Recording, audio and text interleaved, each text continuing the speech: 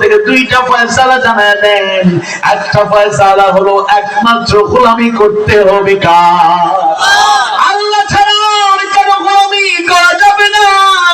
আর দ্বিতীয়ত আল্লাহ তাআলা জানায় দেন ওয়াবিল ওয়ালিদাইনি ইহসানা, আর পিতামাতার সাথে সদ্ব্যবহার করো, সদ্ব্যবহার করবে, সদাচরণ করবে, উত্তম ব্যবহার তাদের সাথে করবে। একটু খেয়াল করে শুনুন, যেই বাবা এখনো শক্তি সামর্থ্য আছে, এখনো নিজে কিছু করতে পারে, চলতে পারে, সেই বাবা হয়তো সন্তান যদি তাকে ভুলে যায়, সেই বাবা তার বাকি জীবনটুকু পার করে নেবে, স্বাভাবিকভাবে চলতে পারবে। যে মায়েদের সক্ষমতা আছে, এখনো শক্তি সামর্থ্য, কিছু করার মতো, চলার মতো সুযোগ আছে, তারা তাদের জীবনটা হয়তো সন্তান ভুলে গেলেও পার করতে পারবে। কিন্তু যারা বৃদ্ধ বৃদ্ধা বুড়া বুড়ি হয়ে যায়, ওই বাবা মা কতটা অসহায় হয়ে যায়, সবচাইতে বেশি যিনি জানেন তিনি কে? সেই রব্বুল আলামিন তাই সন্তানদের উদ্দেশ্যে জানায় দেন, বাবা মা যখন বৃদ্ধ বৃদ্ধা বুড়ো বুড়ি হয়ে যাবে, অসহায় হয়ে যাবে, একা একা চলতে ফিরতে পারবে না, জীবন যাত্রা অব্যাহত রাখতে পারবে না, এমন অবস্থায় তাদের সাথে কেমন করে কথা বলতে হবে, কি আচরণ করা লাগবে, আল্লাহ তাআলা জানায় দেন ইম্মা ইয়াবলুগান্না ইনদাকা يبلغن عندك الكبر أحدهما أو كلاهما فلا تقل لهما أف ولا تنهرهما وقل لهما قولا كريما। 23 নম্বর আয়াতে কারিমা আল্লাহ তাআলা জানায় দেন, পিতামাতা বৃদ্ধ বৃদ্ধা উভয়জন কিংবা একজন যখন বৃদ্ধ বয়সে উপনীত হয়ে যাবে, বাস্তবতা এবং প্র্যাকটিক্যাল কথা বলি, সব বাবা মার অবস্থা একরকম হয় না, কিন্তু অনেক বাবা অনেক মায়েদের অবস্থা আমরা দেখি বয়স বাড়ার সাথে সাথে তাদের আচার ব্যবহার কথাবার্তা একেবারে শিশুদের মতো হয়ে যায়। তাই এমন কথাবার্তা সন্তানের সাথে বাবা বলতে পারে, এমন আচরণ করতে পারে, আপনি বিরক্ত হয়ে যাবেন, আপনার ভালো লাগবে না।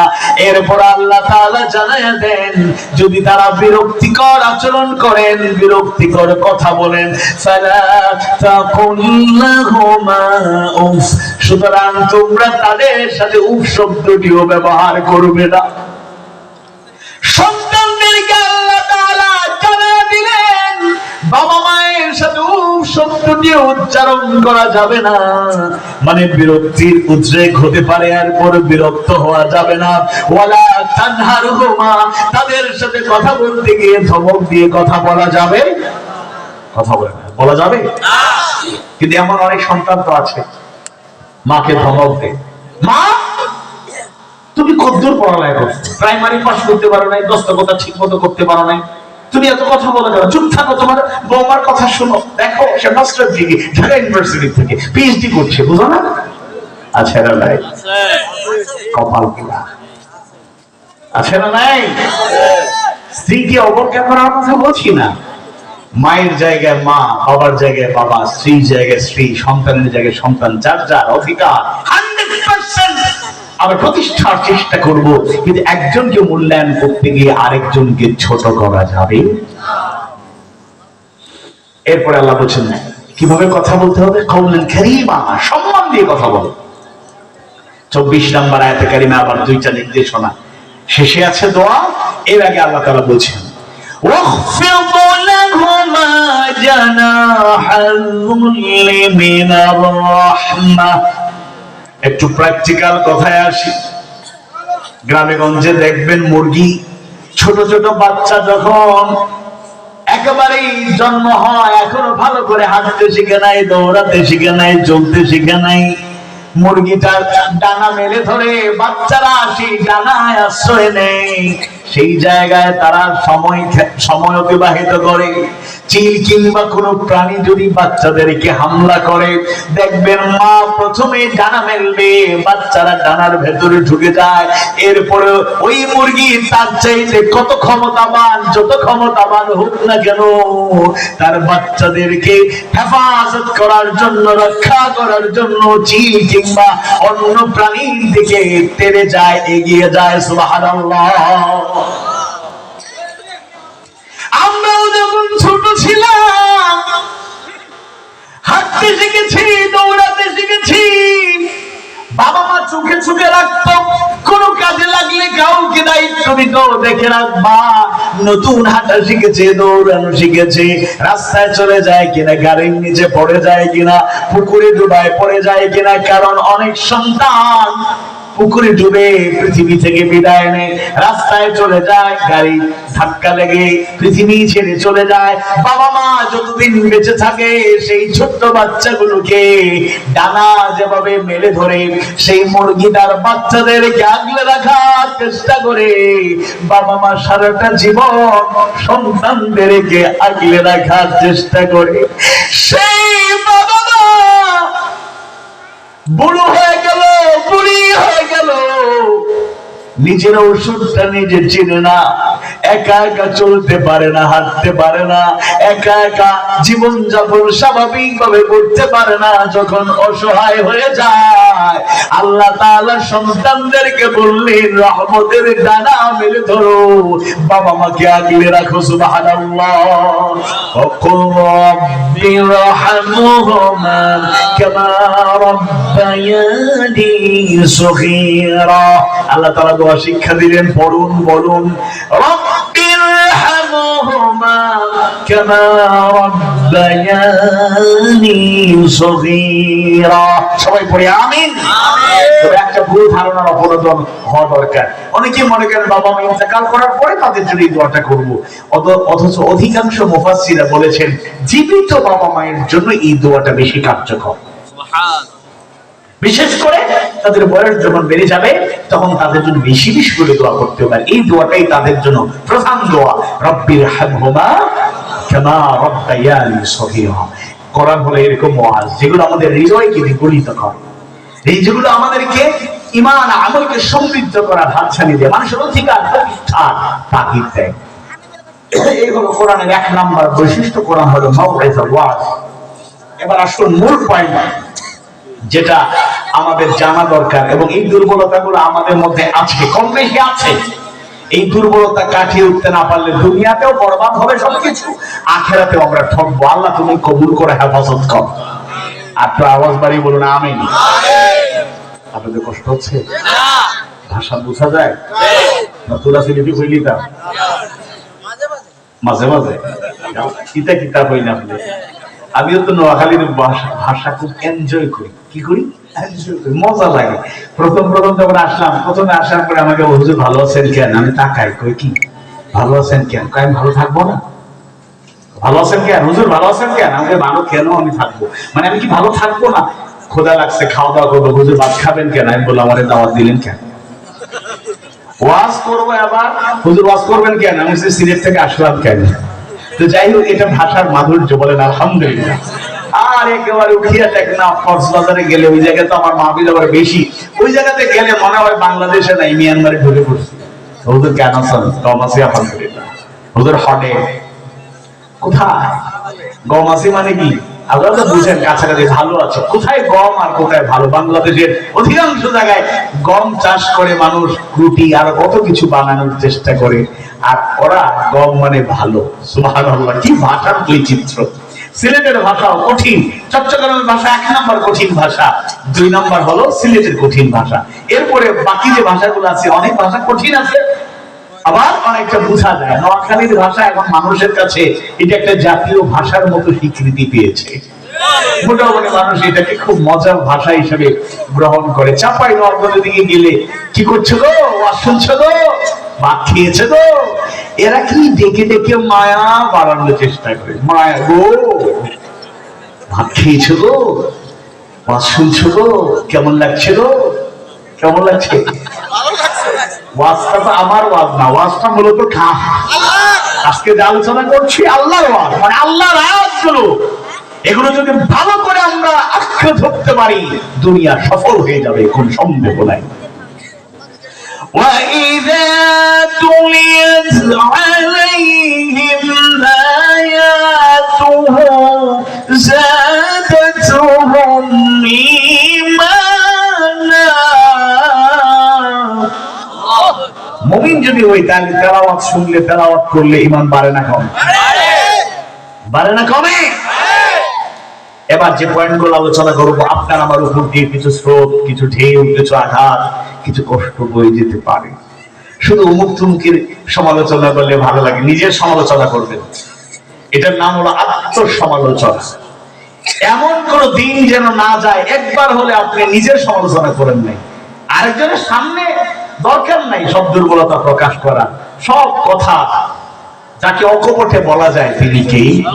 কারণ আপনি বললেও তিনি জানেন, না বললেও জানেন, তার কাছে সব শেয়ার করা যায়। মানুষকে বেশি আন্তরিক ভেবে কথা বলবেন, এরা চান্স পাইলেই আপনাকে এরা লজ্জা দেবে, লজ্জা দেবে। আপনি একজনকে অভাবের কথা শোনাইছেন, এবার আরেকজন বাজারে বসে খবর রাখো, আব্দুল করিমের খবর রাখো, অবস্থা খুব খারাপ, পরিবার খুব দুর্দশার মধ্যে আছে, আল্লাহ কি যে হবে। আরেকজন অভাব পড়লে আমার অভাব থাকতে পারে, কিন্তু আত্মমর্যাদা আমার পার্সোনালি আছে, আমি অভাবে থাকতে পারি, খেয়ে না খেয়ে জীবন পার করতে পারি, কিন্তু আমার আত্মমর্যাদাকে বিসর্জন কেউ দিতে চায় না। কেউ বিপদে বললে সবার আগে হাত পাততে লজ্জা বোধ করে না, ভিক্ষাবৃত্তি করে। অনেকে আছে না খেয়ে থাকবে, কষ্ট করে জীবন পার করবে, জীবনে মুখ খুলে কাউকে বলে না। এরকম বান্দার আছে না? তারা বলে, মানুষকে বলে না, বলে কাকে? আল্লাহকে। আল্লাহকে বলার কারণে আল্লাহ তো ডাইরেক্ট পাঠাবেন না, কোন ব্যক্তি দিয়ে, মানুষ দিয়ে উসিলা করে পাঠাবেন। কিন্তু আমরা মানুষকে বলে যতটা উপকার পাবো, যিনি সাহায্য করছেন হাত পাতলে তিনি দেবেন, আবার তার কাছে না বলে আল্লাহর কাছে বলতে পারলে তার মাধ্যমে আল্লাহ সাহায্য করতে দেবেন। একটা হলো আপনি নিজে গিয়ে বলছেন আমার একটু সাহায্য করুন, আর আরেকটা আব্দুল সত্তার সাহেব মতো লোক বাড়ি গিয়ে বলছে কি তোমাকে কোন সমস্যা, কয়দিন থেকে দেখি না, আসলে লজ্জায় বলতেছি না, একটু সমস্যা আছে। আচ্ছা চিন্তা করে না, রাখো, এগুলো রাখো, কিছু খরচ করো। তাইলে একজনের মাধ্যমে সাহায্য চাইলেও তিনি করবেন, আবার তার কাছে না বললেও আল্লাহর কাছে যদি বলেন, হয়তো ওনার মাধ্যমে সাহায্যটা পৌঁছানোর ব্যবস্থা করবেন কে? তাইলে তার কাছেই চাইতে হবে। ইনশাআল্লাহ। আসুন কি কি রোগ আছে তোটা পয়েন্ট বলি। এক নম্বরে অজ্ঞতা, ইগনোরেন্স, মূর্খতা, না জানা। এই দুর্বলতা কম বেশি আমাদের সবার মধ্যে আছে, আপনারা কষ্ট নেবেন। আসুন আলোচনায় ঢুকি। সূরা জুমারের 9 নম্বর আয়াত কারিমায় আল্লাহ সুবহানাহু ওয়া তাআলা জানায় দেন, কুল হাল ইয়াস্তাউিল্লাযীনা ইয়া'লামুনা ওয়াল্লাযীনা লা ইয়া'লামুন।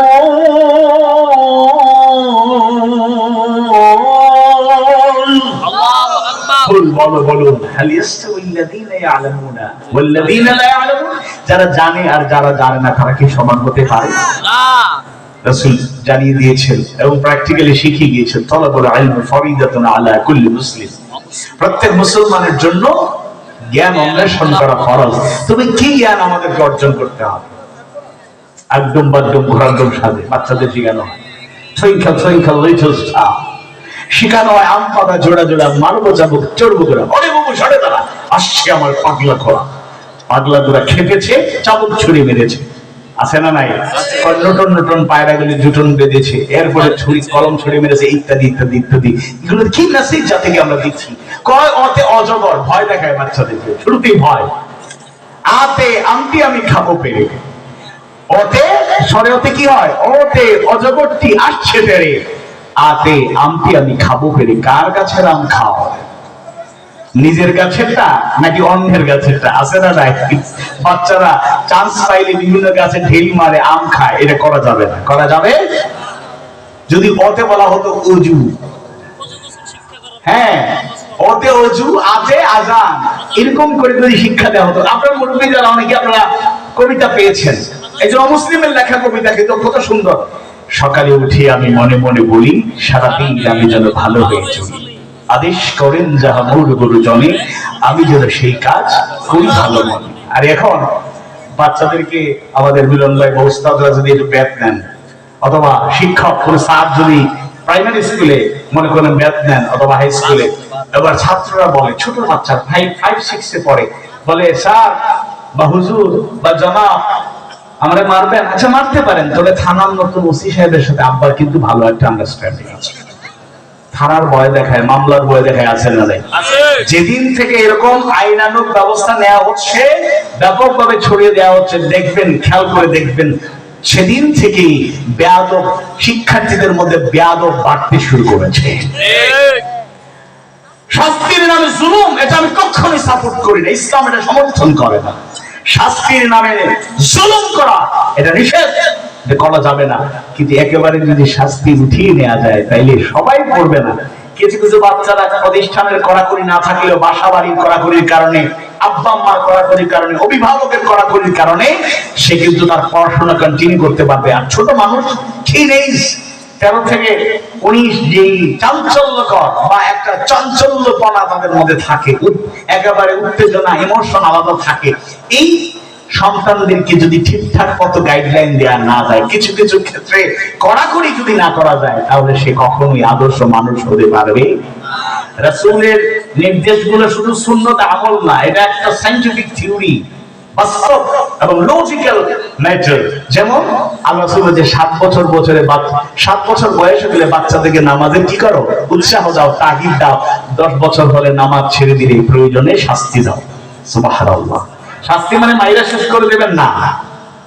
তাহলে কি শিক্ষা আল্লাহ তাআলা বলছেন, কি শিক্ষা? এর মানে এটা নয় এখন শুধু সবাই মাদ্রাসায় পড়বো, সবাইকে হাফেজে কোরআন, সবাইকে আলেমে দ্বীন, সবাইকে মুফাসসির, সবাইকে মুহাদ্দিস, সবাইকে মুফতি, সবাইকে ইমাম, সবাইকে খতিব, সবাইকে মুআল্লিম হয়ে যেতে হবে, এটা জরুরি না। আলেমদের দরকার, মুফাসসির দরকার, ওয়াইজ দরকার, বক্তা দরকার, ইমাম দরকার, খতিব দরকার, মুআল্লিম দরকার, ডাক্তারও দরকার, সব সেক্টরের লোক দরকার। এমনকি আমি বলি মহিলা ডাক্তার দরকার। এখন বলবেন মাদ্রাসার মাহফিলে এটা কিসের বিজ্ঞাপন, ডাক্তারের সাথে আপনার ভালো সম্পর্ক, এটা কি এখানে বলতে হবে? না, বাস্তবতা বোঝার জন্য বলি। একটু খেয়াল করে শুনুন, পর্দা ফরজ, এটা নফল কোনো দায়িত্ব নয়। আপনার আম্মা যদি অসুস্থ হন, ডাক্তারের কাছে নিয়ে যাবেন। মহিলা ডাক্তার যদি পাওয়া না যায়, তাহলে চিকিৎসার ক্ষেত্রে আপনাকে পর্দা লঙ্ঘন করতে হবে। আপনার বোন অসুস্থ, ডাক্তারের কাছে নিয়ে যাবেন, পর্যাপ্ত মহিলা ডাক্তার নাই, পর্দার লঙ্ঘন হবে। আপনার প্রাপ্তবয়স্ক মেয়ে অসুস্থ হয়ে গেল, তাকে নিয়ে আপনি ডাক্তারের কাছে গেলেন, পর্যাপ্ত মহিলা ডাক্তার নাই, নার্স নাই, তাহলে সেখানে পর্দার লঙ্ঘন একেবারেই নিশ্চিত। আপনার স্ত্রী অসুস্থ, নিয়ে গেলেন ডাক্তারের কাছে, হসপিটালে, ক্লিনিকে চলে গেলেন, পর্যাপ্ত মহিলা ডাক্তার, ওই বিভাগের মহিলা ডাক্তার যদি না থাকে, পর্দা একেবারেই লঙ্ঘিত হবে। সুতরাং আলেমদের দরকার, মুফাসসির দরকার, ইসলামিক স্কলার দরকার, অবশ্যই সেটা দরকার। তবে ওই সেক্টরের লোকগুলোরও অবদান কম নয়। তবে ডাক্তার বানালেই শুধু চলবে না, পরে লোকেরা বলবে ডাক্তার না কসাই। এই স্লোগান আছে না নাই?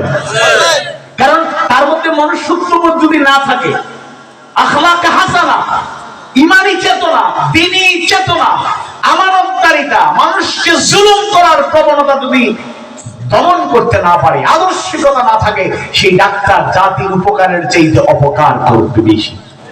ক্লিনিক গুলো আজকে বাংলাদেশের চিকিৎসা অনেক এগিয়ে গিয়েছে, খবর রাখবেন। এখনো বিদেশে চিকিৎসার জন্য যাওয়া হয়। ওই ইন্ডিয়ান এক বড় নেতা ইদানিংকালে থ্রেট করছে যে চিকিৎসা ভিসা বন্ধ করে দেন, এই করেন সেই করেন। বাপরে বাপ, আমাদের দেশও পিছনে নাই।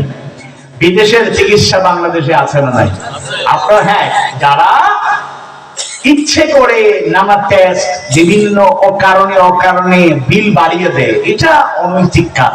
কিন্তু বাস্তবিক অর্থেই আইসিইউ এবং বিভিন্ন যে সরঞ্জামাদি বড় বড় হসপিটালে ঢাকায় ব্যবহার করে, একদিনের বিল 1 লাখ 1.5 লাখ টাকা চলে আসে। 5-7 দিন 10 দিন রাখলে 15 লাখ 20 লাখ। অর্থাৎ বিদেশে গিয়ে যারা চিকিৎসা নেওয়ার কথা ছিল, বাংলাদেশে এইরকম ইফেক্টিভ চিকিৎসা শুরু হয়েছে। আল্লাহ যদি মেহরবানি করে তাহলে বাংলাদেশে সুস্থ হওয়া সম্ভব ইনশাআল্লাহ। তবে ডাক্তারদের মধ্যে দিনের চর্চা বাড়াইতে হবে। কোরআনের চর্চা বানাইতে হবে, হাদিস সুন্নাহর চর্চা বানাইতে হবে। এমন কিছু ডাক্তার